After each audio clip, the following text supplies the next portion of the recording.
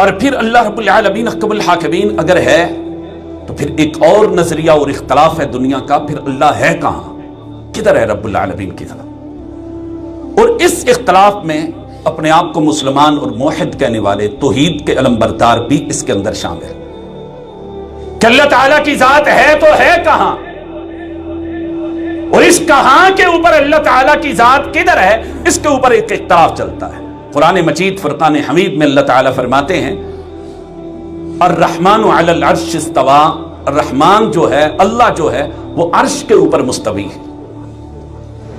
جب اللہ تعالیٰ نے زمین اور آسمان، ساتوں آسمان اور زمینیں بنا لی، ثم استوى علی العرش، پھر اللہ تعالیٰ عرش پر مستوی ہو گیا۔ اللہ تعالیٰ کی ذات عرش پر ہے۔ ہمارے یہاں بعض لوگوں کا نظریہ، سوچ اور فکر یہ ہے کہ اللہ تعالیٰ ہر جگہ موجود ہے۔ ذات کے اعتبار سے ہم اہل سنت کا جو صحیح عقیدہ ہے وہ یہی ہے کہ اللہ رب العالمین احکم الحاکمین ذات کے اعتبار سے آسمانوں پر عرش پر ہے، اور علم اور قدرت کے اعتبار سے اللہ رب العالمین ساری دنیا کو دیکھتا ہے، ہر جگہ رب العالمین علم اور قدرت کے اعتبار سے موجود ہے، لیکن ذات رب العالمین کی عرش پر ہے۔